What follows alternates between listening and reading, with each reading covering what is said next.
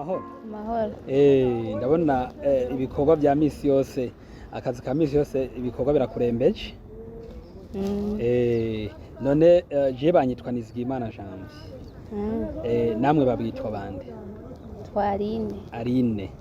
Ego tugize imisi turi mu gikorwa kidasanzwe, twaratewe n'ikiza, abantu benshi baragwaye amaso.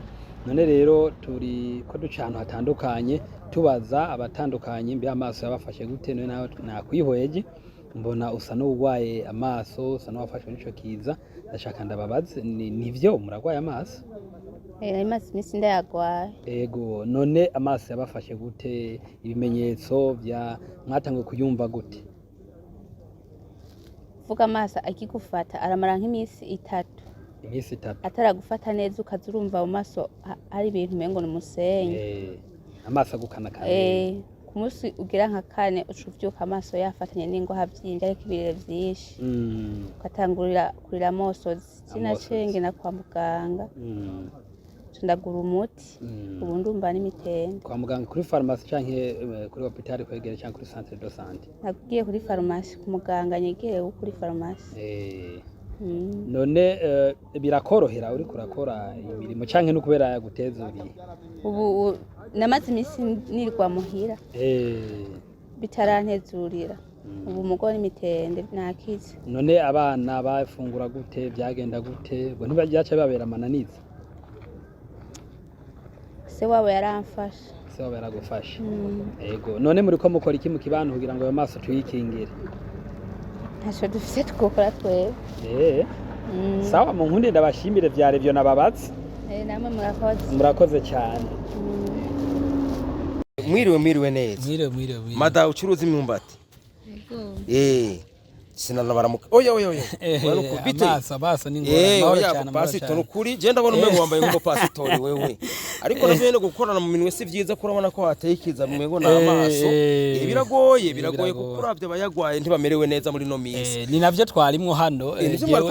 Je nsanzwe ndi mu menyesha makuru. Narinzi kuri kura mushoro imyumbati. Tumenyesha makuru. Tuko dutororoka. Nibyo je nsanzwe ndi mu menyesha makuru. Aha ushitse tuko turaganira. Nagira ngo n'umupasitori ariko aramushora imyumbati bwo kurabona kwambaye nk'umupasitori. Yego kabisa. Murakoze kandi ntutaye kanini sanzwe ndumwigisha mu vy'ijambo ry'Imana nkabifatikanya n'umuntu. Narinje kugura umwumbati mugabo mbonye umukenyeza gwaye amaso. Ngiye ndabihagarika. Oya ntubihagarike. Reka ndakubwire. Na fois nagiye kugura ifana sanga umuntu azicuruza gwaye amaso. Iryo cupa ararikora ko ararimpa ariko amaso yaciye anyata kubwo nyene. Mugabo harakantu nakoze kugira ngo amaso ntabandanya amerera nabi kandi vyaciye bihera. Birumvikana cyane. None mu nkunde ndababaze aho muherereye abenshi baragwaye amaso kandi nikiza kubisanzwe ko afisa abatari bake ko benshi arababuza n'imirimo. Nk'umudamu yavuze yuko yari amaze imisi atari karakora n'ibikorwa bya misi yose. Mwebwe uwo munsi yabafashe yarabandanije bye mwakoresheje iki kugira ngo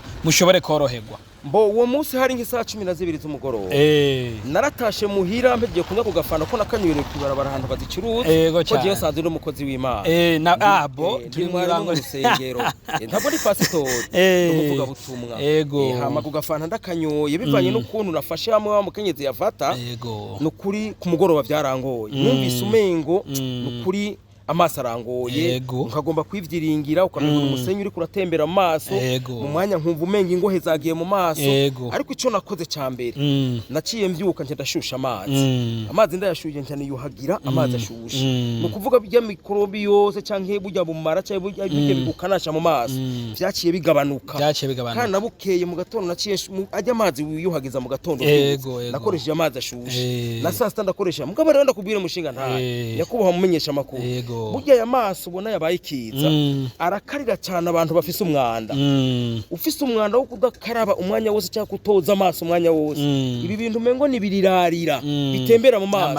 Amarira. Ibi mengo bifata mu maso nyene. Amarire. Iburire. Voilà. Ivyo nivyo bituma umuntu aguma kanashwa n'amaso. Ariko iyo uguma ubikuruza ya mazi umwanya wose ubikurayo biratuma amaso adashishikara kukumerera nabi. Birumvikana cyane. Kabisa. Kandi twebwe amashengero tugenda twigisha kandi natwebwe abakozi b'Imana nagomba ntere nakamba abakozi b'Imana nkanje bakunda kubwiriza abantu ku w'Imana bafise abantu babwira ijambo ry'Imana aho begeranye bakoranira hamwe bagerageze kubwira abakristo babo ko bakwiye kugira isuku no kwirinda kuri aya mazi urabona ikiza cya coronavirus mu minsi yahera cyaratusinzikaje kiratumerera nabi mugabo kubw'impanuro twahabwa n'abatware twahabwa n'abarongozi ukuntu twovyifatamwe urabona ko ataco cyatugize nta bantu benshi n'ukuri cyo bacarahitanye nabo byavuye kuki byavuye kuko twumvise inyigisho twahawe n'aya maso abantu novuga ko ivyo kuramukanya bo bireka cyangwa ivyo kugenda barakorakora ku bintu byose byakozwe ko n'abantu bagwaye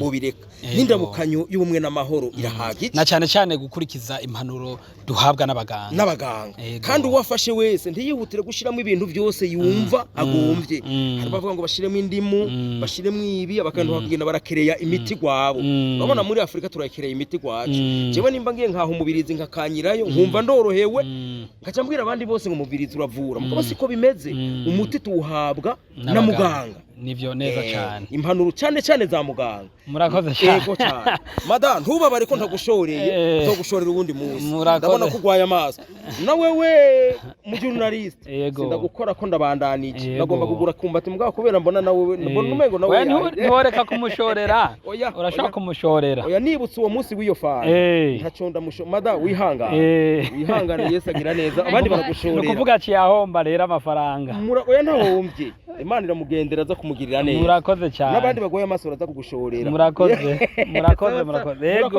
yego murakoze madame namwe